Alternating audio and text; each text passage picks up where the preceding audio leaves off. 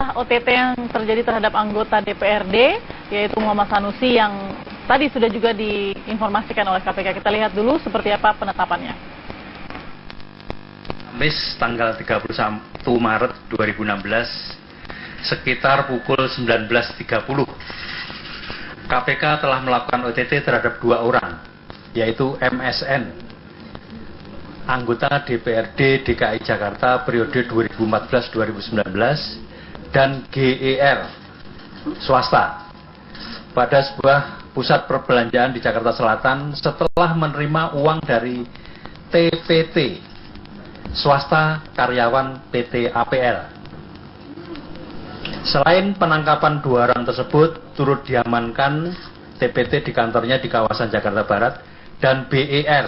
BER ini swasta, sekretaris direktur PT APL, sebagai perantara di rumahnya di daerah Rawamangun, Jakarta Timur. GER menjadi perantara untuk memberikan uang atau hadiah untuk penyelenggara negara yang mewakilinya terkait pembahasan raperda tentang rencana zonasi wilayah pesisir dan pulau-pulau kecil Provinsi Jakarta tahun 2015-2035. Dan raperda tentang rencana tata ruang kawasan strategis pantai Jakarta Utara. KPK telah menetapkan 3 orang sebagai tersangka, yaitu 1. MSN sebagai penerima, yang kita tetapkan sebagai tersangka berikutnya adalah AWJ, Presiden Direktur PT APL. Sampai hari ini kita belum melakukan penangkapan karena kita masih mencoba mencari tahu di mana yang bersangkutan berada. Juga kita tetapkan sebagai tersangka, TPT adalah karyawan PT APL. Ya, penetapan sudah diumumkan oleh Ketua KPK tadi, Agus Raharjo. Saya sudah bersama dengan 2 narasumber. Ada Bang Haji Lulung. Selamat malam, Bang Haji Lulung. Assalamualaikum, selamat malam. Waalaikumsalam warahmatullahi wabarakatuh. Ada juga Mas Hanta Yuda. Selamat malam, Mas Hanta Yuda. Malam, Barkis. Baik, kita dengarkan dulu apa yang terbaru dari KPK setelah penetapan Muhammad Sanusi dan juga tadi dari Berantas Abipraya ya. Denny, ada informasi apa, Denny Sosika, soal penetapan tersangka dari Sanusi, dan apakah benar presidir dari PT Agung Podomoro Land sudah menyerahkan diri ke KPK? Silahkan. Iya, Balkis, informasi yang kami dapatkan hingga saat ini, tepatnya di gedung KPK Jakarta Selatan, hingga saat ini memang jika kita melihat bahwa dari hasil operasi tangkap tangan yang dilakukan oleh KPK pada Kamis lalu, ini sudah mulai memasuki 1x24 jam, artinya harusnya setelah pemeriksaan 1x24 jam, nantinya harusnya ada diberikan status bagi Muhammad Sanusi ataupun beserta dengan 1 orang tersangka lainnya, apakah memang ditahan ataukah tidak. Sementara itu, namun hingga saat ini kami masih belum melihat apakah Muhammad Sanusi sendiri sudah keluar dari gedung KPK ataukah belum hingga saat ini. Sementara itu, Balkis, perlu kami informasikan juga bahwa tadi baru saja sekitar pukul 20.00 waktu Indonesia Barat, salah seorang tersangka yang baru saja tadi ditetapkan oleh KPK dalam operasi tangkap tangan yang dilakukan pada hari Kamis lalu, yang berasal dari presidir PT APL yang berinisial AWJ tadi tiba di gedung KPK, dan kami pun tadi sempat dari beberapa awak media menanyakan langsung apakah memang kedatangannya kali ini adalah merupakan menyerahkan diri ataukah mungkin sebaliknya dari AWJ sendiri adalah ditangkap langsung oleh KPK. Namun dirinya enggan memberikan keterangan hingga langsung masuk ke ruang KPK atau ke ruang penyidik untuk dilakukan pemeriksaan lebih lanjut. Sementara itu, tadi pun dari KPK sudah melakukan konferensi pers atau keterangan langsung ada berkaitan dengan operasi tangkap tangan yang dilakukan pada Kamis lalu, yaitu diantaranya sudah menetapkan 3 orang tersangka dalam kasus dugaan suap reklamasi di Pantai Utara, yang mana ada 3 tersangka tersebut. Yang pertama adalah Muhammad Sanusi yang merupakan anggota DPRD dari DKI Jakarta, sementara 2 tersangka lainnya adalah yang kedua adalah TPT yang merupakan pihak dari PT APL, dan yang ketiga adalah AWJ dengan inisial AWJ yang merupakan adalah presidir dari PT APL yang baru saja tadi tiba di gedung KPK. Dan dari kronologi yang diberikan oleh Agus Raharjo yang mengatakan bahwa adanya indikasi dari PT APL sendiri untuk mempengaruhi dari anggota DPRD dalam rangka untuk merubah suatu kebijakan yang nantinya akan menguntungkan PT APL. Dan dari operasi tangkap tangan yang dilakukannya, ada sejumlah barang bukti yang diamankan. Salah satunya adalah merupakan mobil Jaguar dengan plat nomor B123RX yang merupakan milik dari Muhammad Sanusi. Sementara itu juga ada sejumlah uang yang diamankan, yaitu 1.140 juta rupiah yang diamankan oleh KPK beserta dengan beberapa barang bukti lainnya. Sementara itu KPK pun sudah melakukan penggeledahan di kantor DPRD dan ada beberapa ruang pun yang sudah disegel, di antaranya salah satunya adalah merupakan ruangan dari Muhammad Sanusi sendiri. Selain itu juga ada dari ruangan dari kakak dari Muhammad Sanusi, yaitu Muhammad Taufik, yang sudah disegel oleh KPK. Dan kami hingga saat ini masih menunggu bagaimanakah nanti hasil dari pemeriksaan yang dilakukan oleh pihak KPK. Apakah memang nantinya dari ketiga tersangka yang sudah tiba di gedung KPK ataupun sudah diamankan ini, apakah nantinya akan langsung ditahan oleh KPK ataukah tidak. Dan kami akan terus mengabarkan kepada Anda bagaimanakah informasi selanjutnya dari gedung KPK ini. Kami kembalikan ke Anda, Balkis. Ya, terima kasih Denny Swastika dari Gedung Komisi Pemberantasan Korupsi. Kita tunggu lagi jika ada perkembangan terbaru. Terima kasih Denny. Ya, kita langsung akan menuju ke narasumber saya sambil menunggu juga yang ada di ujung telepon ya. Nah, Bang Haji Lulung, Anda mengatakan lewat beberapa media begitu, mengatakan bahwa saya prihatin atas penangkapan rekan Sanusi. Saya ingin tanya dulu, mungkin teman-teman di DPRD pada mayoritasnya itu seperti apa? Tapi nanti Bang Lulung, kita harus jeda dulu sesaat lagi ya. Tetap bersama kami. Apa kabar Indonesia Malam? Anggota DPRD Muhammad Sanusi yang sudah ditetapkan menjadi tersangka dalam kasus dugaan penerimaan suap atas kasus ini Raperda juga ya, Bang Haji Lulung mungkin bisa menjelaskan juga persepsinya DPRD sekarang gimana nih melihat Sanusi jadi tersangka dalam kasus ini? Iya, saya baru tahu sore kemarin sekitar jam 19 waktu Indonesia bagian Barat. Saya merasa kaget saja kan, kemudian merasa prihatin baginya. Kenapa ini bisa terjadi? Karena memang pembahasan Raperda zonasi dan Raperda reklamasi itu sudah dianggap selesai. Oleh karenanya memang tinggal paripurna saja. Paripurnanya memang tidak korum. Karena kenapa? Karena teman-teman melihat ada Undang-Undang Nomor 30 Tahun 2014 tentang administrasi pemerintahan. Bila mana pemerintah membuat kebijakan, masyarakat jangan dijadikan objek, harus dijadikan subjek. Artinya bila mana ada kebijakan yang merupakan surat keputusan gubernur tentang proyek reklamasi Blok G itu, ya masyarakat harus diikutsertakan, harus diskusikan. Nah, dari itulah masing-masing teman-teman di fraksi itu kontroversi terhadap persoalan. Kontroversi artinya terbelah? Iya, kontroversi. Ada 3 partai ya, terutama fraksi saya, fraksi Partai Persatuan Bangunan, fraksi Golongan Karya, dan fraksi Demokrat. Kemudian yang pecah. Enggak, ini pecah nih. Pecah. Ya, PDIP juga pecah ya. Jadi masih beranggapan ini belum bisa dilakukan karena tidak lagi cuma berdasarkan surat keputusan. Surat keputusan tadi katakan bahwa itu adalah merupakan kebijakan pemerintah, dan kemudian ini ya masyarakat jangan dijadikan objek, harus dijadikan subjek tadi. Baik, Bang Haji, ketika kemudian Bang Sanusi dianggap atau diduga menerima suap begitu ya, karena sudah operasi tangkap tangan. Nah, sebenarnya di mana sih celahnya, Bang Haji, kalau memang ini masih belum ibaratnya quorum begitu ya, tidak kemudian satu suara, di mana sih sebenarnya celahnya Bang Sanusi ini yang Anda perkirakan mungkin? Iya, saya hampir tidak mengerti ya. Saya hampir tidak mengerti. Memang Pak Sanusi kan di alat kelengkapan di Ketua Komisi D. Ada Ketua Komisi D. Oleh karenanya saya tidak habis pikir kenapa Pak Sanusi bisa bertemu dengan cara-cara sendiri, dengan barangkali ya, ini masih dugaan kan, cara-cara sendiri, terus ngelobi-lobi sendiri kepada yang bersangkutan, yang mempunyai pekerjaan di sana, kemudian ketangkep tangan. Nah, ini nanti kita serahkan persoalan ini kepada penegak hukum, agar penegak hukum ini bisa menyelidiki dan menyidik apa sebenarnya permasalahan yang sehingga Pak Sanusi ditangkap OTT oleh KPK. Baik, sebelum kita ke Mas Hanta Yuda ya, kita dengarkan dulu apa kata dari Wakil Ketua DPRD M. Taufik yang juga kakak dari M. Sanusi ya pada saat pasca penetapan dan juga penangkapan. Memang ada komitmen Pak Prabowo yang diberikan untuk turut melakukan pemberantasan korupsi. Karenanya kita akan melepas itu sepenuhnya. Kemudian sesuai dengan mekanisme organisasi, aturan dasar dan aturan rumah tangganya bahwa kalau terbukti maka kita akan usulkan pemecatan. Kita minta pisahkan perlakuan individu dengan institusi partai. Ya.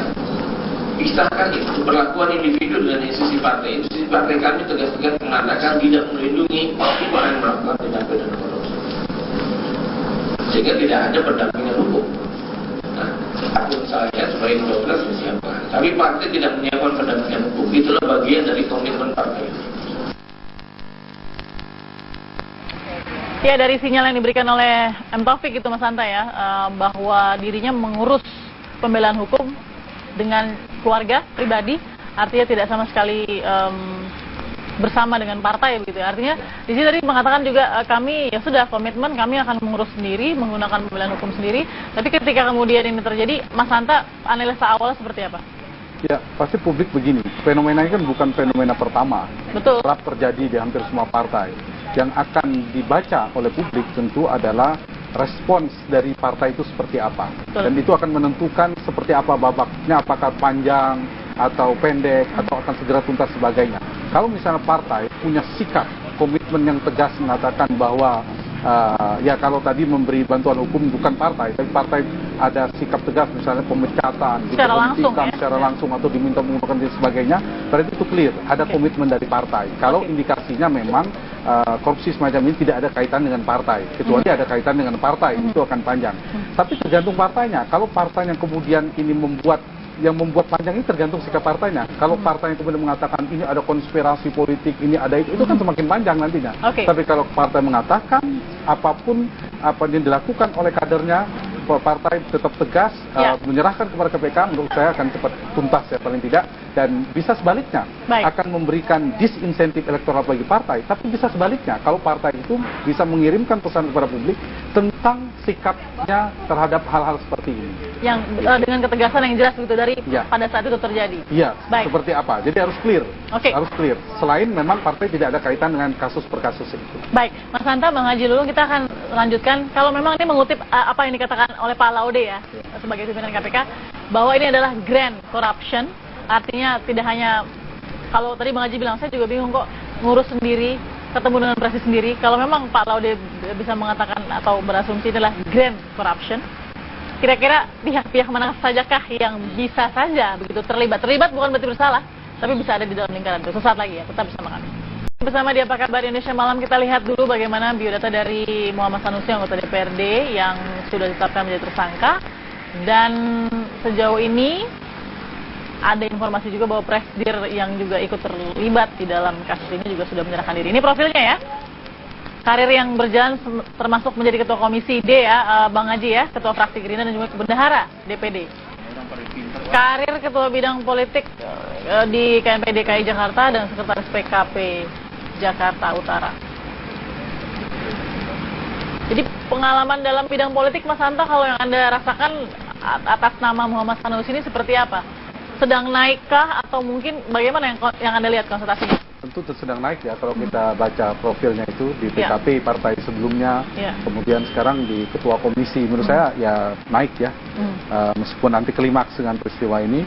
Ya, tetapi yang perlu didalami tadi yang Balkis katakan, menurut saya political corruption seperti ini biasanya tidak melibatkan satu lokus. Ini grand corruption, apalagi grand corruption. Pasti kita ingin tuntas biar untuk perbaikan negeri tidak menguap, tidak saling sandera dan seterusnya.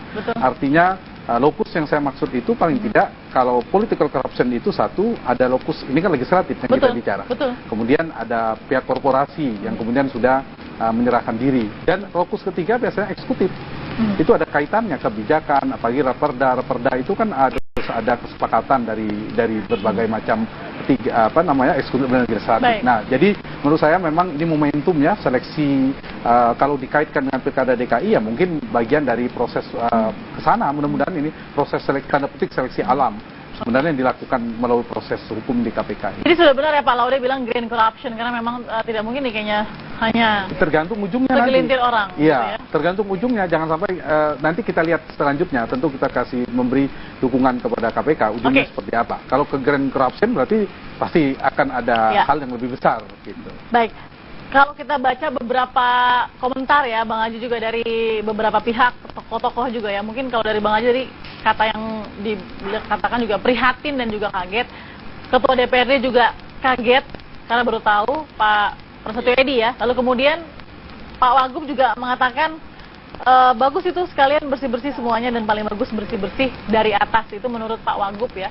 Pak Ahok juga sudah berkomentar tentang sedikit kehidupan dari Sanusi yang dikabarkan hidupnya mewah, dikatakan Pak Ahok seperti itu. Nah, kita juga akan mendengarkan nih kira-kira komentar dari Bang Ruhut Sitompul yang pokoknya pas saya buka ini udah ada komentarnya aja di dunia media sosial ya. Bang Ruhut, Anda sudah berkomentar soal kasus ini. Bang Ruhut, selamat malam, sedang ada di Bogor, Jawa Barat. Terima kasih sudah bergabung dengan kami di Apa Kabar Indonesia Malam. Apa yang Anda katakan di media soal kasus Sanusi ini, apa sih sebenarnya persepsi Anda soal itu? Silakan. Selamat malam, Balkis. Malam, Bang Ruhut. TV One dan sahabat-sahabat saya dan Hanta Yuda. Jadi saya hanya mengatakan, jangan kita pintar menunjuk hidung orang lain sebelum kita menunjuk hidung kita sendiri. Dan saya mohon, ini kerja daripada KPK, kebetulan produk saya salah satu dari Komisi 3, mereka mitra kami, saya acung jempol kepada Pak Agus, Ibu Basaria Panjaitan, Pak Alex, Pak Saud Situmorang, dan Pak Laude. Jadi ini tidak ada politiknya. Kok lucu mengkait-kaitkan dengan politik? Karena itu saya ingatkan, jangan main api, nanti terbakar. Oke, Bang Ruhut, ini kan bukan pertama kalinya ya, anggota DPRD, anggota DPR, bahkan mungkin penegak hukum sekalipun ya yang terjerat kasus korupsi, mau itu gratifikasi, suap, dan lain-lainnya. Sepertinya memang ada yang salah, dan apalagi kalau kita mengutip apa yang dikatakan oleh Pak Laude ya, grand corruption. Mungkin kita juga pernah punya pengalaman dulu soal grand corruption. Apa yang bisa Bang Ruhut sampaikan soal grand corruption yang terjadi di DPRD? Atau mungkin pada di Indonesia? Yang dibilang Pak Laude itu benar, ya, grand corruption. Supaya kita tidak kena hal ini, kan saya selalu mengingatkan, ya, berjalanlah di jalan hukum. Selama dia berjalan di jalan hukum, kita tidak masuk dalam lingkaran itu. Karena itu saya mohon, bersyukur kita jadi wakil rakyat, sama DPR RI, sama DPRD tingkat 1 dan tingkat 2, ya. Kita wakil rakyat miskin karena ulah para koruptor. Janganlah, ya. Yang lain-lain jangan ketawa dulu, kalian karena belum ketangkap, ya. Karena itu apa yang dibilang Pak Laude, waspada, waspada, waspadalah. Tapi lebih baik seperti yang saya tekankan, jangan main api, nanti terbakar. Oke, Bang Lulu mau punya obrolan sama Bang Ruhut, silakan loh Bang Lulu, silakan. Ya, Bang Ruhut ini senior saya banyak belajar dengan beliau. Dia pernah katakan sama saya pada kasus UPS tempo lalu, waktu lalu. Ya. Dia katakan, Dinda jalanlah kalau Dinda tidak bersalah. Dia juga pernah menghubungi beberapa kawan-kawan di Baresim. Ya. Beliau mengatakan ya Haji Lulung itu orang baik. Terima kasih Bang. Ya, terima kasih Bang. Haji Lulung. Ya. Artinya begini, saya setuju dengan Abang, jangan bermain api. Saya melihat memang ada persoalan yang substansinya bukan saja pada persoalan Pak Sanusi. Ini adalah persoalan bersama-sama di dalam rangka untuk merealisasi sebuah proyek raksasa, katakanlah di Blok G, dengan surat keputusan Pak Gubernur DKI Jakarta. Kemudian ada usulan tentang raperda zonasi dan reklamasi. Usulan itu dari pemerintah daerah dan dibahas oleh kita. Memang ada waktu-waktu yang menghabiskan waktu, menguras tenaga, bahkan dari beberapa fraksi, terutama fraksi kami, fraksi Golkar dan fraksi Demokrat, ini menolak soal reklamasi. Kemudian Raperda ini tidak lagi cepat diparipurnakan. Ini yang menjadi persoalan saling kejar-mengejar, ya, saling kejar-mengejar. Saya biarkanlah saya katakan ini, saya setuju itu tadi ada sebuah grand corruption tadi, ya. Biar kita serahkan kepada penegak hukum, tidak saja berhenti di Sanusi barangkali. Dan alhamdulillah tadi ada kesadaran, ada kesadaran yang tumbuh dari sahabat saya Arisman tadi. Dia menyerahkan diri, dan dari Arisman ini apa keterangannya? Apakah memang saudara Sanusi atas nama sendiri tadi yang dikatakan oleh saudara Taufik kakaknya? Apakah memang ini menyangkut persoalan kedewanan? Kalau menyangkut persoalan kedewanan, saya katakan kalau fraksi saya, fraksi Demokrat, fraksi Golkar memang tidak sependapat soal itu. Nah, kalau itu ada persoalan kedewanan, saya pikir ya kita lihat saja nanti penegakan hukum apa yang akan dilakukan penyelidikan dan penyidikan, Bang Ruhut. Bang Ruhut, mungkin kalau bisa disederhanakan, ini kan intinya berangkat dari sebuah kesempatan yang namanya ada proyek raksasa, lalu kemudian butuh keputusan yang quorum, artinya banyak celah di sana. Bang Ruhut, ada pesan apa sebagai politisi senior yang melihat celah ini banyak sekali di gedung Dewan, baik DPR, DPRD, dan yang lain-lain? Silahkan, Bang Ruhut. Iya, pengalaman saya berapa periode di Senayan, saya mohon kepada semua kita yang dipercaya rakyat menjadi wakil rakyat, ya, jangan manakala sebelum kita mendapat kesempatan, kita seperti orang yang paling suci, habis orang kita sikat semua. Tetapi manakala kita dapat kesempatan, mulai hati kita goyah, saya mohon janganlah. 10 jari saya memohon kepada seluruh sahabat-sahabat saya dari tingkat pusat sampai kabupaten kota, tolong jangan. Karena ingat, rakyat miskin karena ulah koruptor, dan saya acung jempol kepada 5 komisioner mitra saya, dan tetap fraksi saya safe KPK. Baik, intinya katakan tidak pada korupsi, begitu Bang Ruhut ya? Kita sepakat soal itu ya? Itu jelas. Baik. Bang Ruhut Sitompul, politisi senior Partai Demokrat, terima kasih Bang Ruhut. Kita lihat bagaimana semangat Anda ini, sudah pakai topi baret nih Mas Hanta ya. Mustinya agak lebih galak lagi kita. Terima kasih Bang Ruhut, selamat malam. Selamat bekerja lagi dalam pembinaan kader-kader ya. Terima kasih. Selamat malam. Kita akan sambung lagi pada Indonesia Malam dengan Mas Hanta. Nanti kita akan bicarakan lagi soal grand corruption, karena ini tidak main-main ya, menyangkut sebuah proyek besar juga. Saat lagi tetap bersama kami. Haji Lulung ya, kalau memang kita melihat sosok Bang Sanusi ini kan juga nggak asing untuk media, begitu kan, Bang Lulung, dan bisa lihat juga dari cara berbicara mungkin smart, percaya diri dan lain-lain. Tapi Anda harap-harap cemas tidak sih seorang Sanusi saja bisa masuk ke dalam ini gitu, apalagi yang lain misalnya? Ya, memang kan ini dari niat masing-masing teman-teman dalam bekerja. Mereka punya komitmen nggak terhadap sumpah mereka pada waktu itu. Kemudian ini pekerjaan sesungguhnya bukan pekerjaan kedewanan. Kan ada saja barangkali secara individu dia secara kebetulan ketua kelengkapan dewan, jadi ketua komisi yang punya kompetensi dengan persoalan reklamasi. Ini kan bisa saja mereka sendiri, kemudian... Tapi kan memang di dalam kedewanan juga belum beres kan? Masih ada perbedaan. Maka dari itu... Artinya itu adalah belum sesuatu yang pasti gitu, Bang. Makanya dari itu saya katakan, ini kan tergantung kepribadian teman-teman. Apakah teman-teman melihat secara makro, secara universal dalam persoalan pembahasan ini? Karena memang pembahasan ini tertunda-tunda hanya dari itu saja, dari paripurna saja.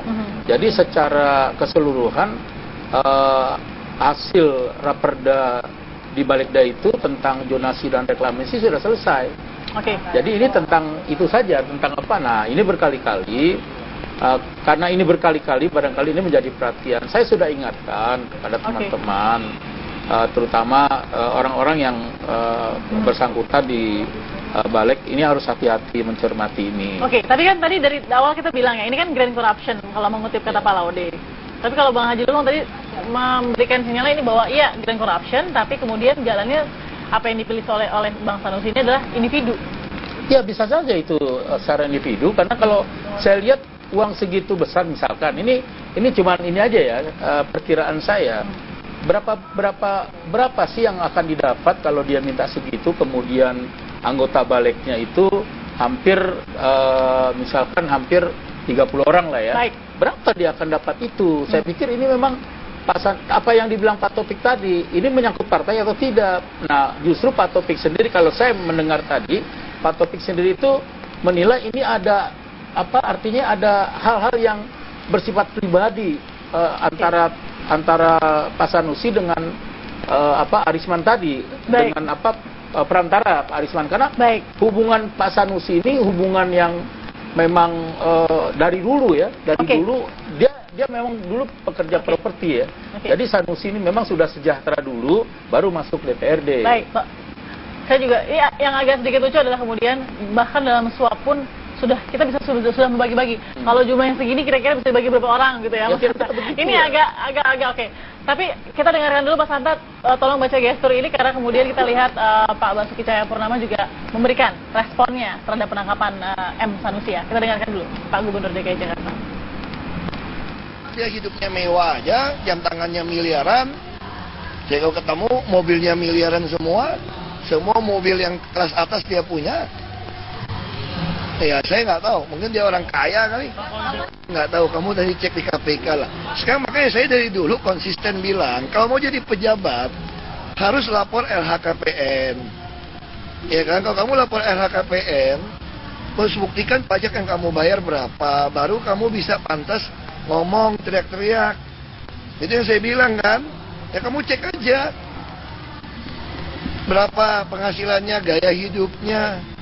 Jadi nggak usah banyak ngomong gitu loh. Nah sekarang LHKPN-nya kagak lapor gimana coba? Kamu cek aja tuh Sanusi sama Taufik lapor LHKPN nggak? Kagak, naik S-Class, Range Rover, Jaguar. Ya kan, Alphard tuh ada kelas atas lah, Mercy yang B-Class, ya susah kita ngomong. Waduh, ini yang saya jadi bahan pertanyaan, Pak Ahok ini hafal mobilnya Mas Sanusi ya. Tapi gini, Mas Hanta, polemik terjadi terus kan antara Dewan, Gubernur Eksekutif gitu kan, Legislatif itu terjadi terus begitu ya. Mudah-mudahan untuk kemajuan bangsa, tapi dengan posisi seperti ini, mungkin juga Sanusi pernah menyindir Pak Ahok menyindir Bang Sanusi juga. Yang Anda baca dari itu moral message-nya apa tadi? Yang mana yang sudah minta ini? Dari awal ketika mengatakan bahwa hidupnya mewah, lalu kemudian tidak ada LHKPN. Ya mungkin itu ya dengan bahasa yang berbeda ya, yang tadi disampaikan oleh Bang Ruhut juga. Ya mungkin masukan dengan gayanya Pak Ahok, tapi memberi saran lah paling tidak. Saya membacanya dari perspektif yang lebih netral kan. Substansi ya, meskipun mungkin ada hal yang perlu dikomentari dan tidak perlu juga sebenarnya menurut saya dari hal tadi. Ya mungkin sebagai gubernur jauh lebih penting misalnya mendukung proses hukum dan sebagainya gitu. Nah hal yang seperti itu menurut saya memang bagus lah semuanya, misalnya gubernur membersihkan birokrasi, mengajak birokrasi bersih untuk tata kelola pemerintahan, good governance di birokrasinya, eksekutifnya, kemudian legislatif juga tugasnya masing-masing. Nah, dengan begitu kolaborasinya kalau sama-sama tidak bermasalah bagus. Jangan sampai kolaborasinya bersifat kolutif. Kalau kolutif itu ya misalnya bisa jadi saling sandra, kemudian ada kerjasama, saya bilang lokus dan seterusnya ya. Terlepas soal pertarungan di pilkada. Ini yang menurut saya harus ditangkap publik itu sederhana. Kalau ternyata menurut saya publik itu tidak bahagia juga dapat informasi-informasi ini. Ini kan berita buruk demokrasi.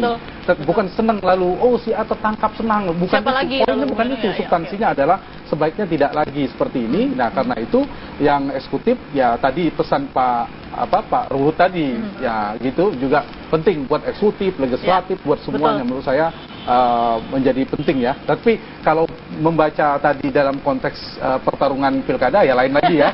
Karena bertarung kan, berseberangan posisinya. Meskipun belum diusung juga begitu ya. Baik. Nah, tapi gini Mas Hanta. Ini kan tadi Pak Gubernur sudah bicara, tapi kalau kita kutip sedikit apa kata Pak Wagub kan ini ada bahasa politik juga nih ya. Ini mengatakan sekalian bersih-bersih semuanya saya dukung KPK. Bagus bersih-bersih dari atas. Sesaat lagi Mas Hanta saya ingin dengar analisa Anda. Tetap bersama kami. Juga ya penjelasan atau mungkin responsnya Pak Ahok gitu ya atas tertangkapnya Bang Sanusi. Tapi saya ingin tanya dulu sebelum ke Bang Haji Lulung, Mas Hanta, kalau Gub sudah bilang, Wagub sudah bilang, Anda bisa katakan apa bahwa pesan-pesan ini sebenarnya disampaikan ke siapa? Ke pelaku-pelaku koruptor misalnya, atau mungkin ke berkaca kepada diri sendiri atau seperti apa sih sebenarnya? Ya, tentu mereka yang paling paham gitu kepada siapa. Tapi menurut saya ini buat semuanya lah. Paling tidak kepada penyelenggara negara, kepada semuanya untuk lebih baik lah ke depan itu, terutama komitmen partai politik. Seringkali saya mengatakan semua yang saya katakan lokus tadi eksekutif legislatif itu alurnya itu dari partai politik muara rekrutmennya. Jadi kalau misalnya ingin mundur sedikit, pagar-pagar itu dibuat oleh partai politik sendiri untuk menyelamatkan partai juga, untuk sehatnya demokrasi kita ke depan. Bagaimana membenahi soal selain tata kelola pemerintahan, kalau mundur sedikit pola rekrutmen di partai politik ketika cagup, cawagup dan seterusnya. Bagaimana partai dengan serius misalnya membenahi soal pendanaan partai. Bagaimana partai juga serius komitmen dalam menertibkan disiplin terhadap kader partai dan seterusnya. Dan ujung-ujungnya itu jangan sampai kalau publik itu kan sederhana, kalau ada pertarungan politik biasanya berkelindan dengan kasus-kasus hukum, ada dua kemungkinan, dia akan menguap atau akan zero sum game, jadi saling bongkar saja. Nah bagi publik kalau kemudian akhirnya itu menguap, mengendap, nggak ada gunanya. Jadi kita tetap dukung, kita apresiasi kepada KPK sebagai institusi yang didukung penuh harapan publik. Saya pikir ya hal yang paling normatif yang bisa saya sampaikan sebagai salah satu warga negara adalah mudah-mudahan ini pintu jalan kebaikan untuk perbaikan bangsa kita. Tadi menyambung soal apa yang dilakukan KPK ya. Ini ketegasan yang KPK dalam mengumumkan OTT anggota DPRD DKI. Impact-nya apa Mas Hanta untuk kemudian persiapan Pilkada 2017 misalnya? Untuk yang lain, bagi nama-nama yang mungkin sudah mendeklarasikan dirinya, ini termasuk Bang Haji Lulung juga nih. Dampaknya mungkin ada, tetapi menurut saya tidak dominan. Karena pertarungan di Pilkada berbeda dengan Pileg. Kalau Pileg itu berkaitan dengan kekuatan jantung, kekuatan elektoral partainya. Tapi kalau Pilkada lebih kepada figur. Jadi kalau partai itu mau Gerindra, P3, siapa memunculkan figur yang kuat dan di saat yang sama misalnya bisa memunculkan sesuatu yang dia, Pak Ahok sebagai incumbent, dia juga punya kekuatan seperti Pak Ahok, tetapi dia punya kekuatan yang menjadi titik tanda petik kelemahan Pak Ahok, mungkin menarik. Dia bersih, dia berintegritas seterusnya, tetapi dia rendah hati, tetapi komunikasi politiknya baik misalnya. Nah, itu akan menjadi nilai-nilai plus bagi penantang Pak Ahok sebagai incumbent. Nah, dampaknya tentu dampak negatifnya ada bagi institusi DPRD. Pada hati-hati semua gitu kemudian. Nah, itu positif berarti. Kalau kemudian lebih hati-hati, dampak kepada partai dampak kepada individu politisi juga ya. Pada individu otomatis. Nah, itu menurut saya positif semua dan ya berkah positifnya itu adalah ya bisa ada pembenahan paling tidak dalam Pilkada DKI, proses rekrutmen partai politik akan lebih hati-hati lagi gitu. Lebih ketat paling tidak. Bang Lulung, tadi dari penjelasan Mas Hanta ya, kalau kita menyambung ya kan ini menuju pertarungan Pilkada DKI juga ya yang terjadi ya hal-hal yang memprihatinkan seperti ini ya mudah-mudahan tidak ada lagi. Karena kan nama-nama yang sudah semangat begitu kan, dengan susah loh membangun kepercayaan diri untuk kemudian deklarasi menjadi seorang calon yang siap untuk diusung. Iya, saya setuju tadi kalau mundur sedikit ya, kita agar selektif mengusung kader dalam posisi yang cukup tinggi ya. Iya, cukup tinggi, artinya yang strategis ya. Oleh karenanya memang itu dilakukan oleh masing-masing kader. Dilakukan LDK, dilakukan kaderisasi. Tinggal bagaimana kembali kepada individu tadi. Ya, kalau dilihat dari dampak dari persoalan calon-calon dari gubernur ya, ini kan memang mereka belum deklarasi semuanya. Belum diusung juga begitu belum diusung juga. Mereka masih punya kesempatan dan tidak punya dampak yang begitu banyak. Tadi saya setuju memang hari ini adalah masyarakat dominan terhadap persoalan-persoalan kefiguran. Masalahnya mohon maaf, politik itu dekat dengan uang sendiri gimana tuh? Ya itulah, itu tidak semua bisa butuh uang gitu kan. Jadi tidak ada tuh yang dinamakan makan siang katanya tidak. Makan siang gratis ya? Gratis. Inilah fakta yang ada. Kemudian bagaimana misalkan saya main di grassroots, tingkat grassroots, kemudian posko-posko relawan saya ada di rumah ya, dan itu pakai uang tapi tidak begitu banyak. Terus bagaimana ada calon-calon yang buka depot-depot di mal-mal, itu juga pakai uang lebih besar daripada anggaran yang ada. Artinya saya pikir udahlah, kita elegan saja, ada kebersamaan untuk mensukseskan jalannya pilkada, mengamankan pilkada.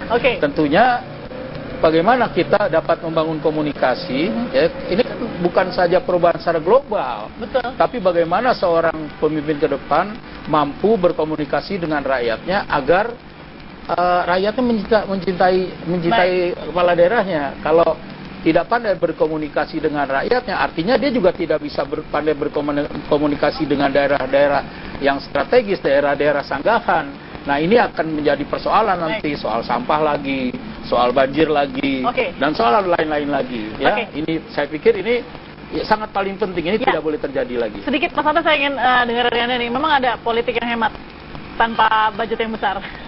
Iya. Kalau tadi kan Bang Lulu nih bilangnya setelah kita sederhana mungkin karena dan lain-lain. kita terlibarisasi. Ya. Karena kalau berdemokrasi juga nggak bisa kalau demokrasi murah. Tetapi yang perlu dilakukan paling konkret, misalnya partai menihilkan mahar, itu konkret itu. Ya. Berarti biaya politik, misalnya ada saya atau siapa ingin maju, ya, terkurangi itu berapa harus bayar P3, kurangi, misalnya bukan dihilangin ya, dikurangi ya, Mas. Nasdem, PKB dan sebagainya, semua partai, paling tidak itu berkurang. Ada satu. Kedua, misalnya figurnya kuat, dia tidak mengandalkan politik uang untuk membeli tujuh pemilih, itu sudah berkurang juga dua. Jadi harus partai mulai bergeser mencari figur berdasarkan kapabilitas, rekam jejak, kinerjanya, bukan sekedar terjebak popularitas, apalagi hanya isi tas. Itu yang harus dihindari. Bagus sekali. Baik, itu tadi bagus sekali Mas Anta. Terima kasih sudah memberikan informasinya ya di Apa Kabar Indonesia Malam. Kita lihat ya Mas Anta ya. Mudah-mudahan nama-nama yang sudah deklarasi mengusung di Bang Haji Lulung ya, jauh ya Bang dari korupsi ya. Insya Allah terjaga. Terima kasih Bang Haji Lulung juga. Kita akan lihat seperti apa nanti, meskipun ini juga berita yang mengagetkan, mengejutkan. Mudah-mudahan kalau memang benar ini grand corruption, ada baiknya dari hulu sampai hilir bisa ditindak.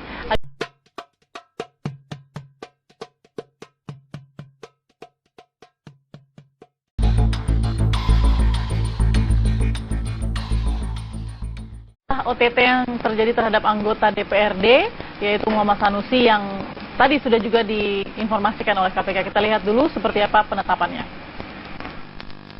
Kamis tanggal 31 Maret 2016, sekitar pukul 19.30, KPK telah melakukan OTT terhadap dua orang, yaitu MSN, anggota DPRD DKI Jakarta periode 2014-2019, dan GER, swasta, pada sebuah pusat perbelanjaan di Jakarta Selatan setelah menerima uang dari TPT, swasta karyawan PT APL. Selain penangkapan dua orang tersebut, turut diamankan TPT di kantornya di kawasan Jakarta Barat, dan BER ini swasta, sekretaris direktur PT APL, sebagai perantara di rumahnya di daerah Rawamangun, Jakarta Timur. GER menjadi perantara untuk memberikan uang atau hadiah untuk penyelenggara negara yang mewakilinya terkait pembahasan Raperda tentang rencana zonasi wilayah pesisir dan pulau-pulau kecil Provinsi Jakarta tahun 2015-2035. Dan Raperda tentang rencana tata ruang kawasan strategis pantai Jakarta Utara. KPK telah menetapkan 3 orang sebagai tersangka, yaitu 1. MSN sebagai penerima, yang kita tetapkan sebagai tersangka berikutnya adalah AWJ, Presiden Direktur PT APL. Sampai hari ini kita belum menangguhkan penangkapan karena kita masih mencoba mencari tahu di mana yang bersangkutan berada. Juga kita tetapkan sebagai tersangka, TPT adalah karyawan PT APL. Iya, penetapan sudah diumumkan oleh Ketua KPK tadi, Agus Raharjo. Saya sudah bersama dengan dua narasumber. Ada Bang Haji Lulung. Selamat malam Bang Haji Lulung. Assalamualaikum, selamat malam. Waalaikumsalam warahmatullahi wabarakatuh. Ada juga Mas Hanta Yuda. Selamat malam Mas Hanta Yuda. Baik, kita dengarkan dulu apa yang terbaru dari KPK setelah penetapan Muhammad Sanusi dan juga tadi dari Berantas Abi Praya ya. Denny, ada informasi apa Denny Sosika soal penetapan tersangka dari Sanusi, dan apakah benar presidir dari PT Agung Podomoro Land sudah menyerahkan diri ke KPK? Silahkan. Iya, Balkis, informasi yang kami dapatkan hingga saat ini, tepatnya di gedung KPK Jakarta Selatan, hingga saat ini memang jika kita melihat bahwa dari hasil operasi tangkap tangan yang dilakukan oleh KPK pada Kamis lalu, ini sudah mulai memasuki 1x24 jam. Artinya harusnya setelah pemeriksaan 1x24 jam, nantinya harusnya ada diberikan status bagi Muhammad Sanusi ataupun beserta dengan satu orang tersangka lainnya, apakah memang ditahan ataukah tidak. Sementara itu, namun hingga saat ini kami masih belum melihat apakah Muhammad Sanusi sendiri sudah keluar dari gedung KPK ataukah belum hingga saat ini. Sementara itu Balkis, perlu kami informasikan juga bahwa tadi baru saja sekitar pukul 20.00 waktu Indonesia Barat, salah seorang tersangka yang baru saja tadi ditetapkan oleh KPK dalam operasi tangkap tangan yang dilakukan pada hari Kamis lalu, yang berasal dari presidir PT APL yang berinisial AWJ tadi tiba di gedung KPK, dan kami pun tadi sempat dari beberapa awak media menanyakan langsung apakah memang kedatangannya kali ini adalah merupakan menyerahkan diri ataukah mungkin sebaliknya dari AWJ sendiri adalah ditangkap langsung oleh KPK, namun dirinya enggan memberikan keterangan hingga langsung masuk ke ruang KPK atau ke ruang penyidik untuk dilakukan pemeriksaan lebih lanjut. Sementara itu, tadi pun dari KPK sudah melakukan konferensi pers atau keterangan langsung, ada berkaitan dengan operasi tangkap tangan yang dilakukan pada Kamis lalu, yaitu diantaranya sudah menetapkan 3 orang tersangka dalam kasus dugaan suap reklamasi di Pantai Utara, yang mana ada 3 tersangka tersebut. Yang pertama adalah Muhammad Sanusi yang merupakan anggota DPRD dari DKI Jakarta.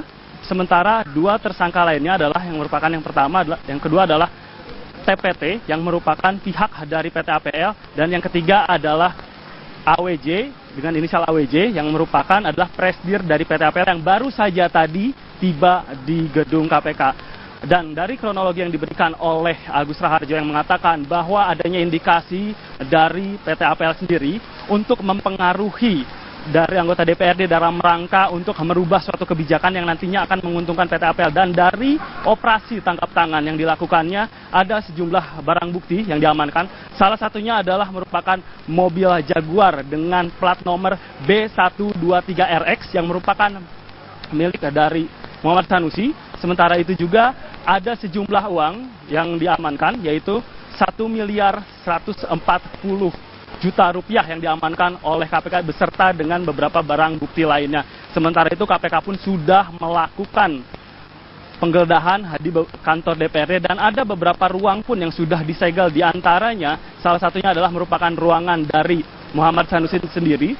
Selain itu juga ada dari ruangan dari kakak dari Muhammad Sanusi, yaitu Muhammad Taufik, yang sudah disegel oleh KPK. Dan kami hingga saat ini masih menunggu bagaimanakah nanti hasil dari pemeriksaan yang dilakukan oleh pihak KPK. Apakah memang nantinya dari ketiga tersangka yang sudah tiba di gedung KPK ataupun sudah diamankan ini, apakah nantinya akan langsung ditahan oleh KPK ataukah tidak. Dan kami, saya sudah ingatkan kepada teman-teman, terutama orang-orang yang bersangkutan di balik ini harus hati-hati mencermati ini. Oke, tapi kan tadi dari awal kita bilang ya, ini kan grand corruption kalau mengutip kata Pak Laude.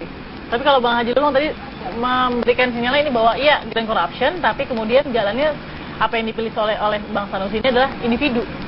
Ya bisa saja itu secara individu, karena kalau saya lihat uang segitu besar misalkan, ini cuma ini aja ya, perkiraan saya.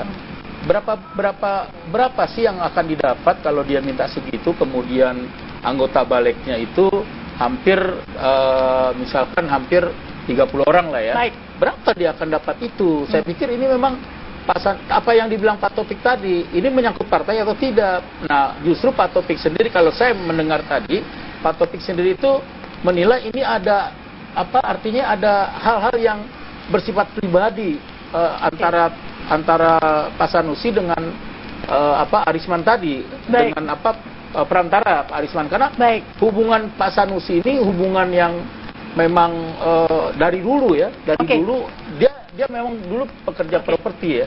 Jadi Sanusi ini memang sudah sejahtera dulu, baru masuk DPRD. Baik, Pak. Saya juga, ya, yang agak sedikit lucu adalah kemudian bahkan dalam suap pun kita sudah membagi-bagi. Kalau jumlahnya segini kira-kira bisa dibagi berapa orang gitu ya. Ini agak oke. Tapi kita dengarkan dulu Pak Santat, tolong baca gestur ini karena kemudian kita lihat Pak Basuki Cahayapurnama juga memberikan responnya terhadap penangkapan M. Sanusi ya. Kita dengarkan dulu Pak Gubernur DKI Jakarta. Dia hidupnya mewah aja, jam tangannya miliaran. Saya kalau ketemu mobilnya miliaran semua mobil yang kelas atas dia punya. Ya saya nggak tahu, mungkin dia orang kaya kali. Nggak tahu, kamu tadi cek di KPK lah. Sekarang makanya saya dari dulu konsisten bilang, kalau mau jadi pejabat harus lapor LHKPN. Ya kan, kalau kamu lapor LHKPN, Harus buktikan pajak yang kamu bayar berapa, baru kamu bisa pantas ngomong, teriak-teriak. Itu yang saya bilang kan, ya kamu cek aja berapa penghasilannya, gaya hidupnya. Jadi nggak usah banyak ngomong gitu loh. Nah sekarang LHKPN-nya kagak lapor gimana coba? Kamu cek aja tuh Sanusi sama Taufik lapor LHKPN nggak? Kagak, naik S-Class, Range Rover, Jaguar. Ya kan, Alphard tuh ada kelas atas lah, Mercy yang V-Class, ya susah kita ngomong. Waduh, ini yang saya jadi bahan pertanyaan, Pak Ahok ini hafal mobilnya Bang Sanusi ya. Tapi gini, Mas Hanta, polemik terjadi terus kan antara Dewan, Gubernur Eksekutif gitu kan, Legislatif itu terjadi terus begitu ya. Mudah-mudahan untuk kemajuan bangsa, tapi dengan posisi seperti ini, mungkin juga Sanusi pernah menyindir Pak Ahok menyindir Bang Sanusi juga. Yang Anda baca dari itu moral message-nya apa tadi? Yang mana yang sudah minta ini? Dari awal ketika mengatakan bahwa hidupnya mewah, lalu kemudian tidak ada LHKPN. Ya mungkin itu ya dengan bahasa yang berbeda ya, yang tadi disampaikan oleh Bang Ruhut juga. Ya mungkin masukan dengan gayanya Pak Ahok, tapi memberi saran lah paling tidak. Saya membacanya dari perspektif yang lebih netral kan. Substansi ya, meskipun mungkin ada hal yang perlu dikomentari dan tidak perlu juga sebenarnya menurut saya dari hal tadi. Ya mungkin sebagai gubernur jauh lebih penting misalnya mendukung proses hukum dan sebagainya gitu. Nah, hal yang seperti itu menurut saya memang bagus lah semuanya, misalnya gubernur membersihkan birokrasi, mengajak birokrasi bersih untuk tata kelola pemerintahan, good governance di birokrasinya, eksekutifnya, kemudian legislatif juga tugasnya masing-masing. Nah, dengan begitu kolaborasinya kalau sama-sama tidak bermasalah bagus. Jangan sampai kolaborasinya bersifat kolutif. Kalau kolutif itu ya misalnya bisa jadi saling sandra, kemudian ada kerjasama, saya bilang lokus dan seterusnya ya. Terlepas soal pertarungan di pilkada. Ini yang menurut saya harus ditangkap publik itu sederhana. Kalau ternyata menurut saya publik itu tidak bahagia juga dapat informasi-informasi ini. Ini kan berita buruk demokrasi. Bukan senang lalu, si A tertangkap senang. Bukan itu. Poinnya bukan itu. Substansinya adalah sebaiknya tidak lagi seperti ini. Nah karena itu yang eksekutif ya tadi pesan Pak Ruhut tadi ya gitu juga penting buat eksekutif, legislatif, buat semuanya. Menurut saya menjadi penting ya. Tapi kalau membaca tadi dalam konteks pertarungan pilkada ya lain lagi ya. Karena bertarung kan, berseberangan posisinya. Meskipun belum diusung juga begitu ya. Baik. Nah, tapi gini Mas Hanta. Ini kan tadi Pak Gubernur sudah bicara, tapi kalau kita kutip sedikit apa kata Pak Wagub kan ini ada bahasa politik juga nih ya. Ini mengatakan sekalian bersih-bersih semuanya saya dukung KPK. Bagus bersih-bersih dari atas. Sesaat lagi Mas Hanta saya ingin dengar analisa Anda. Tetap bersama kami. Juga ya penjelasan atau mungkin responsnya Pak Ahok gitu ya atas tertangkapnya Bang Sanusi. Tapi saya ingin tanya dulu sebelum ke Bang Haji dulu, Mas Hanta, kalau Gub sudah bilang, Wagub sudah bilang, Anda bisa katakan apa bahwa pesan-pesan ini sebenarnya disampaikan ke siapa? Ke pelaku-pelaku koruptor misalnya, atau mungkin ke berkaca kepada diri sendiri atau seperti apa sih sebenarnya? Ya, itu mereka yang paling paham gitu kepada siapa. Tapi menurut saya ini buat semuanya lah. Paling tidak kepada penyelenggara negara, kepada semuanya untuk lebih baik lah ke depan itu. Terutama komitmen partai politik. Seringkali saya mengatakan semua yang saya katakan lokus tadi eksekutif, legislatif itu alurnya itu dari partai politik muara rekrutmennya. Jadi kalau misalnya ingin mundur sedikit, pagar-pagar itu dibuat oleh partai politik sendiri untuk bersyukur kita jadi wakil rakyat. Sama DPR RI, sama DPRD tingkat 1 dan tingkat 2, ya. Kita wakil rakyat miskin karena ulah para koruptor. Janganlah, ya. Yang lain-lain jangan ketawa dulu, kalian karena belum ketangkap, ya. Karena itu apa yang dibilang Pak Laude, waspadalah. Tapi lebih baik seperti yang saya tekankan, jangan main api, nanti terbakar. Oke, Bang Lulu mau punya obrolan sama Bang Ruhut, silakan loh Bang Ruhut, silakan. Ya, Bang Ruhut ini senior saya banyak belajar dengan beliau. Dia pernah katakan sama saya pada kasus IPS waktu lalu. Dia katakan, Dinda jalanlah kalau Dinda tidak bersalah. Dia juga pernah menghubungi beberapa kawan-kawan di Baresim. Beliau mengatakan ya Haji Lulung itu orang baik. Terima kasih Bang. Ya, terima kasih Bang. Haji Lulung. Ya. Artinya begini, saya setuju dengan Abang jangan bermain api.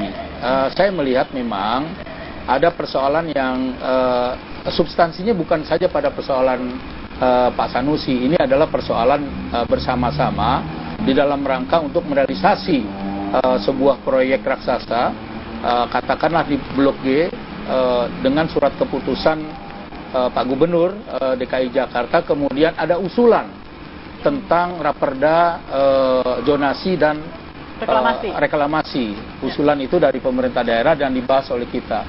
Memang ada waktu-waktu yang menghabiskan waktu, menguras tenaga, bahkan dari beberapa fraksi, terutama fraksi kami, fraksi Golkar dan fraksi Demokrat, ini menolak soal reklamasi.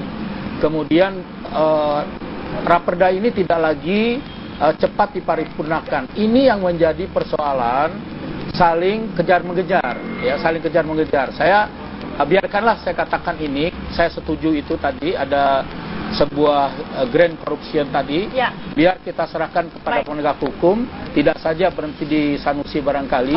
Dan alhamdulillah tadi ada kesadaran yang tumbuh dari sahabat saya Arisman tadi. Dia menyerahkan diri, dan dari Arisman ini apa keterangannya? Apakah memang saudara Sanusi atas nama sendiri tadi yang dikatakan oleh saudara Taufik kakaknya? Apakah memang ini menyangkut persoalan kedewanan? Kalau menyangkut persoalan kedewanan, saya katakan kalau fraksi saya, fraksi Demokrat, fraksi Golkar memang tidak sependapat soal itu. Nah, kalau itu ada persoalan kedewanan, saya pikir ya kita lihat saja nanti penegakan hukum apa yang akan dilakukan penyelidikan dan penyidikan, Bang Ruhut. Bang Ruhut, mungkin kalau bisa disederhanakan, ini kan intinya berangkat dari sebuah kesempatan yang namanya ada proyek raksasa, lalu kemudian butuh keputusan yang quorum, artinya banyak celah di sana. Bang Ruhut, ada pesan apa sebagai politisi senior yang melihat celah ini banyak sekali di gedung Dewan, baik DPR, DPRD, dan yang lain-lain? Silahkan, Bang Ruhut. Iya, pengalaman saya berapa periode di Senayan, saya mohon kepada semua kita yang dipercaya rakyat menjadi wakil rakyat, ya, jangan manakala sebelum kita mendapat kesempatan, kita seperti orang yang paling suci, habis orang kita sikat semua. Tetapi manakala kita dapat kesempatan, mulai hati kita goyah, saya mohon janganlah. 10 jari saya memohon kepada seluruh sahabat-sahabat saya dari tingkat pusat sampai kabupaten kota, tolong jangan. Karena ingat, rakyat miskin karena ulah koruptor, dan saya acung jempol kepada 5 komisioner mitra saya, dan tetap fraksi saya safe KPK. Baik, intinya katakan tidak pada korupsi, begitu Bang Ruhut ya? Kita sepakat soal itu ya? Itu jelas. Baik. Bang Ruhut Sitompul, politisi senior Partai Demokrat, terima kasih Bang Ruhut. Kita lihat bagaimana semangat Anda ini, sudah pakai topi baret nih Mas Hanta ya. Mestinya agak lebih galak lagi kita. Terima kasih Bang Ruhut, selamat malam. Selamat bekerja lagi dalam pembinaan kader-kader ya. Terima kasih. Selamat malam. Kita akan sambung lagi pada Indonesia Malam dengan Mas Hanta. Nanti kita akan bicarakan lagi soal grand corruption, karena ini tidak main-main ya, menyangkut sebuah proyek besar juga. Saat lagi tetap bersama kami. Haji Dulung ya, kalau memang kita melihat sosok Bang Sanusi ini kan juga nggak asing untuk media, begitu kan, Bang Dulung, dan bisa lihat juga dari cara berbicara mungkin smart, percaya diri dan lain-lain. Tapi Anda harap-harap cemas tidak sih seorang Sanusi saja bisa masuk ke dalam ini gitu, apalagi yang lain misalnya? Ya, memang kan ini dari niat masing-masing teman-teman dalam bekerja. Mereka punya komitmen nggak terhadap sumpah mereka pada waktu itu. Kemudian ini pekerjaan sesungguhnya bukan pekerjaan kedewanan. Kan ada saja barangkali secara individu, dia secara kebetulan ketua kelengkapan dewan, jadi ketua komisi yang punya kompetensi dengan persoalan reklamasi. Ini kan bisa saja mereka sendiri, kemudian... Tapi kan memang di dalam kedewanan juga belum beres kan? Masih ada perbedaan. Maka dari itu... Artinya itu adalah belum sesuatu yang pasti gitu, Bang. Makanya dari itu saya katakan, ini kan tergantung kepribadian teman-teman. Apakah teman-teman melihat secara makro, secara universal dalam persoalan pembahasan ini? Karena memang pembahasan ini tertunda-tunda hanya dari itu saja, dari paripurna saja. Jadi secara keseluruhan hasil raperda di Balegda itu tentang zonasi dan reklamasi sudah selesai. Jadi ini tentang itu saja, tentang apa? Nah, ini berkali-kali karena ini berkali-kali, barangkali ini menjadi perhatian. Ada kaitan dengan partai, kecuali ada kaitan dengan partai, itu akan panjang. Tapi tergantung partainya. Kalau partainya kemudian ini membuat panjang ini tergantung sikap partainya. Kalau partainya kemudian mengatakan ini ada konspirasi politik, ini ada itu kan semakin panjang nantinya. Tapi kalau partai mengatakan apapun apa yang dilakukan oleh kadernya, partai tetap tegas, menyerahkan kepada KPK, menurut saya akan cepat tuntas ya paling tidak, dan bisa sebaliknya akan memberikan disinsentif elektoral bagi partai. Tapi bisa sebaliknya, kalau partai itu bisa mengirimkan pesan kepada publik tentang sikapnya terhadap hal-hal seperti ini. Yang dengan ketegasan yang jelas begitu dari pada saat itu terjadi. Iya, seperti apa? Jadi harus clear. Harus clear. Selain memang partai tidak ada kaitan dengan kasus per kasus itu. Baik, Mas Hanta, Bang Haji Lulung, kita akan lanjutkan. Kalau memang ini mengutip apa yang dikatakan oleh Pak Laude ya, sebagai pimpinan KPK, bahwa ini adalah grand corruption, artinya tidak hanya, kalau tadi Bang Haji bilang, saya juga bingung kok ngurus sendiri, ketemu dengan presiden sendiri. Kalau memang Pak Laude bisa mengatakan atau berasumsi adalah grand corruption, kira-kira pihak-pihak mana sajakah yang bisa saja begitu terlibat? Terlibat bukan berarti bersalah, tapi bisa ada di dalam lingkaran itu. Sesaat lagi ya, tetap bersama kami. Bersama di Apa Kabar Indonesia Malam, kita lihat dulu bagaimana biodata dari Muhammad Sanusi, anggota DPRD yang sudah ditetapkan menjadi tersangka. Dan sejauh ini ada informasi juga bahwa Presdir yang juga ikut terlibat di dalam kasus ini juga sudah menyerahkan diri. Ini profilnya ya. Karir yang berjalan termasuk menjadi Ketua Komisi D ya, Bang Haji ya, Ketua Fraksi Gerindra dan juga Bendahara DPD. Karir Ketua Bidang Politik di KMP DKI Jakarta dan Sekretaris PKP Jakarta Utara. Jadi pengalaman dalam bidang politik, Mas Hanta, kalau yang Anda rasakan atas nama Muhammad Sanusi ini seperti apa? Sedang naikkah atau mungkin bagaimana yang Anda lihat konsultasinya? Tentu sedang naik ya, kalau kita baca profilnya itu di PKP partai sebelumnya, kemudian sekarang di Ketua Komisi, menurut saya ya naik ya, meskipun nanti klimaks dengan peristiwa ini, ya tetapi yang perlu didalami tadi yang Balkis katakan, menurut saya political corruption seperti ini biasanya tidak melibatkan satu lokus. Ini grand corruption, apalagi grand corruption. Pasti kita ingin tuntas biar untuk perbaikan negeri tidak menguap, tidak saling sandera dan seterusnya. Artinya lokus yang saya maksud itu paling tidak kalau political corruption itu satu, ada lokus, ini kan legislatif yang kita bicara. Kemudian ada pihak korporasi yang kemudian sudah menyerahkan diri, dan lokus ketiga biasanya eksekutif. Itu ada kaitannya kebijakan, apalagi raperda itu kan ada kesepakatan dari berbagai macam eksekutif dan legislatif. Nah, jadi menurut saya memang ini momentum ya, seleksi kalau dikaitkan dengan Pilkada DKI ya mungkin bagian dari proses ke sana, mudah-mudahan ini proses tanda petik seleksi alam sebenarnya yang dilakukan melalui proses hukum di KPK. Jadi sudah benar ya Pak Laude bilang grand corruption, karena memang tidak mungkin nih kayaknya hanya tergantung ujungnya nanti. Segelintir orang. Iya, tergantung ujungnya. Jangan sampai nanti kita lihat selanjutnya. Tentu kita kasih memberi dukungan kepada KPK. Ujungnya seperti apa? Kalau ke grand corruption berarti pasti akan ada hal yang lebih besar. Gitu. Baik. Kalau kita baca beberapa komentar ya, Bang Haji, juga dari beberapa pihak, tokoh-tokoh juga ya. Mungkin kalau dari Bang Haji dari kata yang dikatakan juga prihatin dan juga kaget. Ketua DPRD juga kaget karena baru tahu Pak Prasetyo Edi ya. Lalu kemudian Pak Wagub juga mengatakan bagus itu sekalian bersih-bersih semuanya dan paling bagus bersih-bersih dari atas. Itu menurut Pak Wagub ya. Pak Ahok juga sudah berkomentar tentang sedikit kehidupan dari Sanusi yang dikabarkan hidupnya mewah, dikatakan Pak Ahok seperti itu. Nah, kita juga akan mendengarkan nih kira-kira komentar dari Bang Ruhut Sitompul yang pokoknya pas saya buka ini udah ada komentarnya aja di dunia media sosial ya. Bang Ruhut, Anda sudah berkomentar soal kasus ini. Bang Ruhut, selamat malam, sedang ada di Bogor, Jawa Barat. Terima kasih sudah bergabung dengan kami di Apa Kabar Indonesia Malam. Apa yang Anda katakan di media soal kasus Sanusi ini, apa sih sebenarnya persepsi Anda soal itu? Silakan.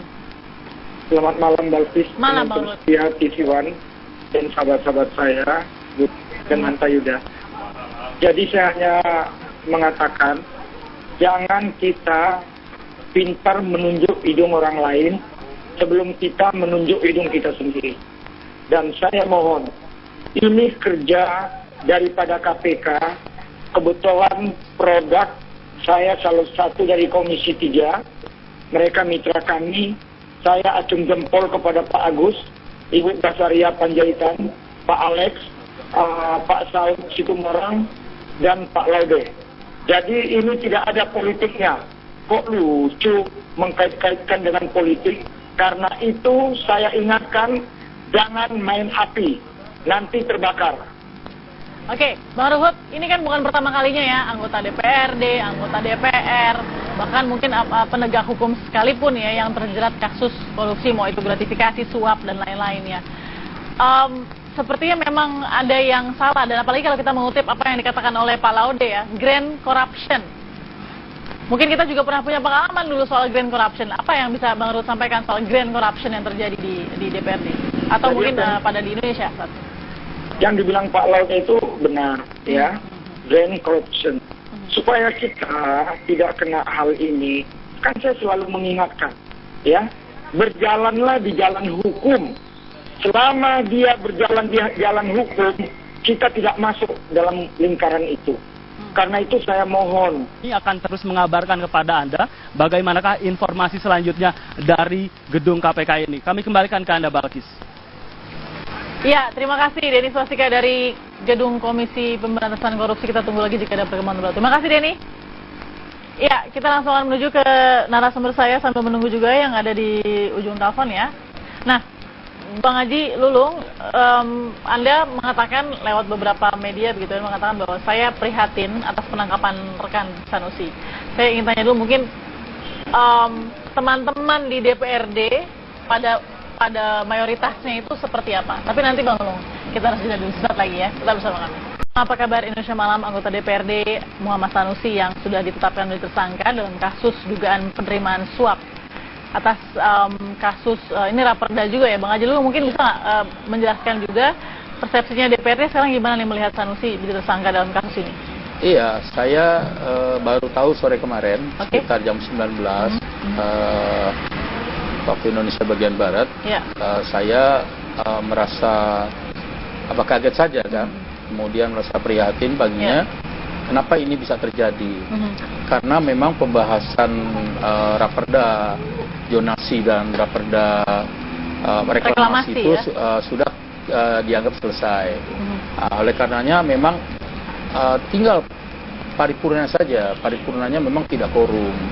Karena kenapa? Karena teman-teman melihat ada Undang-Undang Nomor 30 Tahun 2014 tentang administrasi pemerintahan.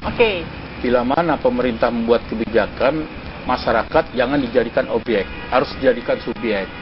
Artinya bila mana ada kebijakan yang merupakan surat keputusan gubernur tentang proyek reklamasi Blok E itu, ya masyarakat harus diikut sertakan, harus diskusikan. Nah, dari itulah masing-masing teman-teman di fraksi itu kontroversi terhadap persoalan. Kontroversi artinya terbelah? Iya, kontroversi. Ada 3 partai ya, terutama fraksi saya, fraksi Partai Persatuan Bangunan, fraksi Golongan Karya, dan fraksi Demokrat. Kemudian yang pecah. Enggak, dipecah nih. Pecah. Ya, PDIP juga pecah ya. Jadi masih beranggapan ini belum bisa dilakukan karena tidak lagi cuma berdasarkan surat keputusan. Surat keputusan tadi katakan bahwa itu adalah merupakan kebijakan pemerintah, dan kemudian ini ya masyarakat jangan dijadikan objek, harus dijadikan subjek tadi. Baik, Bang Haji, ketika kemudian Bang Sanusi dianggap atau diduga menerima suap begitu ya, karena sudah operasi tangkap tangan. Nah, sebenarnya di mana sih celahnya, Bang Haji, kalau memang ini masih belum ibaratnya quorum begitu ya, tidak kemudian satu suara, di mana sih sebenarnya celahnya Bang Sanusi ini yang anda perkirakan mungkin? Iya, saya hampir tidak mengerti ya. Saya hampir tidak mengerti. Memang Pak Sanusi kan di alat kelengkapan di Ketua Komisi D. Ada Ketua Komisi D. Oleh karenanya saya tidak habis pikir kenapa Pak Sanusi bisa bertemu dengan cara-cara sendiri, dengan barangkali ya, ini masih dugaan kan, cara-cara sendiri, terus ngelobi-lobi sendiri kepada yang bersangkutan, yang mempunyai pekerjaan di sana, kemudian ketangkep tangan. Nah, ini nanti kita serahkan persoalan ini kepada penegak hukum, agar penegak hukum ini bisa menyelidiki dan